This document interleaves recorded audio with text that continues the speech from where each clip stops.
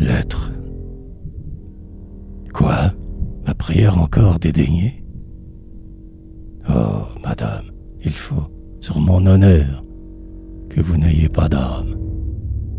Quoi? C'est donc vainement qu'exténué de deuil, étouffé de sanglots, à tes genoux je tombe? Mais faudrait-il donner ma généreuse tombe pour piédestal à ton orgueil? Dire qu'il s'est déjà passé toute une année, depuis l'heure où, naïve, heureuse, abandonnée, tu versas dans mon sein tes aveux et ta foi, et que, pourtant, hélas, par un caprice austère, de scrupules et de honte, incohérent mystère, vous n'êtes pas encore à moi. Malheureuse, sais-tu combien tu crucifies ce cœur loyal et bon qui t'a voué sa vie? Tout le jour, sépulcral et morne, j'ai l'aspect d'un de ces noirs damnés qui nous dépeint le Dante. D'un occulte reflet mon effigie ardente impose à tous crainte et respect. Tout le jour je suis pâle et je baisse un œil terne. En vain devant son Dieu ma mère se prosterne pour conjurer les maux qui me rendent vieillard. En vain auprès de moi les artistes mes frères pour ôter mon front ces teintes funéraires, cause des prestiges de l'art. Heureux, lorsqu'échappant leur sollicitude, tu puis m'aller cacher dans quelque solitude. Là, j'use ma pauvre âme délirée d'espoir. Je pleure et mon baiser tombe mélancolique sur la terre d'ébène, amulette angélique, conquis au rendez-vous du soir. Là, mes esprits fougueux nagent de rêve en rêve. Un souffle incendiaire autour de moi s'élève. Les vertiges m'entraînent en son fol horizon. Comme un ouragan sourd, mon cerveau se condense. J'ai la lèvre brûlée, le regard intense. Je sens vaciller ma raison.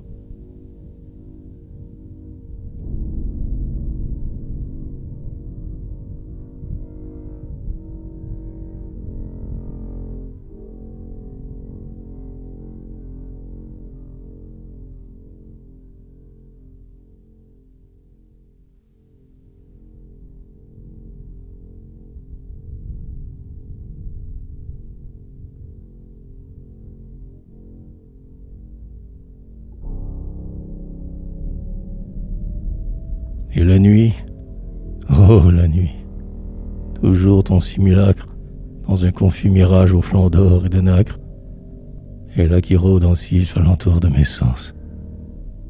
Ce sont mille deltas, ce sont mille facettes, où vivent dans l'azur de tes beautés parfaites, les miracles éblouissants. D'abord la tête où luit cette candeur sublime, qu'on admirait du temps des guerres de Solim, chez les filles de conte, au festin de manoir.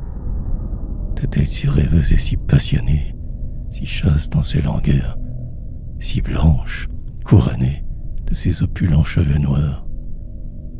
Puis ton sourire d'ange au céleste féerie, ton sourire où se joue un cœur de rêverie, un essaim de pensée d'amour et de bonheur.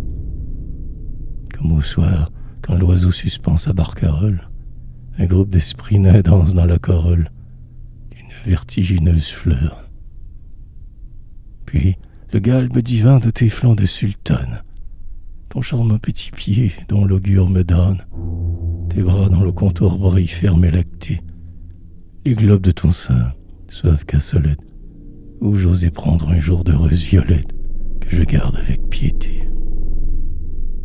Puis ta grâce de fée, où l'art et la nature font de leurs éléments une intime mixture, tes airs abandonnés, tes mille attractions, en un mot, tout ce que ta Vénusté rassemble de frais, d'harmonieux, de pur, tout ton ensemble d'ineffables séductions.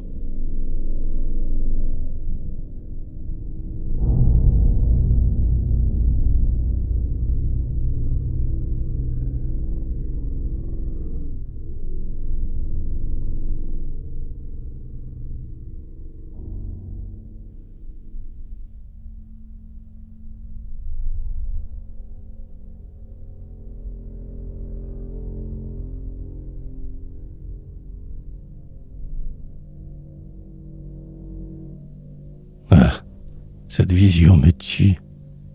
À chaque fibre, la volupté me mord. Dans ma veine qui vibre, je sens comme un bitume au corps d'un ruisseau. Une robe de feu qui torture et dévore, comme le vêtement du perfide centaure, se colle à ma chair, à mes os. Et je râle et je crie, et vers ton beau fantôme, je tords mes bras chargés d'un électrique arôme.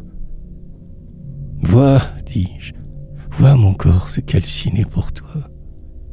Ne veux-tu pas donner un terme à mes supplices? Oh, viens, dans un chaos d'orageuses délices, viens t'anéantir avec moi.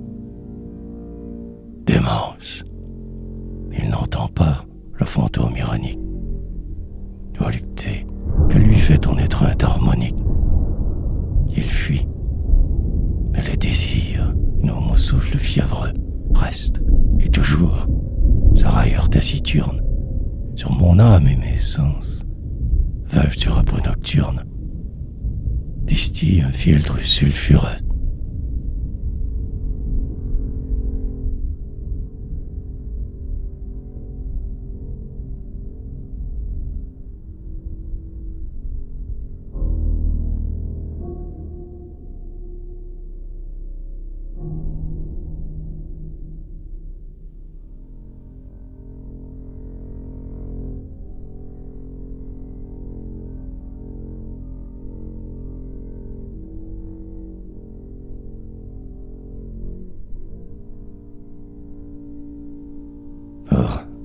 Je voudrais pouvoir m'aventurer dans l'ombre de mon passé, nuage cyanique et sombre.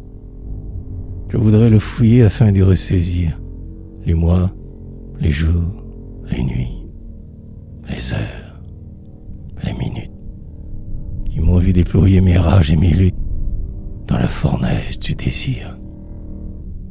Ah, je voudrais pouvoir devant moi, sur ce marbre, les amonceler tous comme des feuilles d'arbre, sous le feu de mon œil, sous la chair de ma main, les tenir, les couver, palpables et visibles. Puis, épelant tout bas des mots intraduisibles, dans un grimoire surhumain, faire descendre en un mouvement, vie et flamme, les doués d'une voix, d'une allure, d'une âme, les métamorphoser en un peuple d'esprit. Puis, envoyer leur par les symboliques armées, contre ton cœur de neige aux femmes trop aimées, pour lui dire qu'il s'est mépris. S'il croit que mes 20 ans, dans leur chaud paroxysme, peuvent se contenter d'un pur platonicisme, et pour lui dérouler sur un mode puissant l'hymne de folle extase et de volupté sombre que le rêve éternel de tes charmes sans nombre fait chanter au flot de mon sang.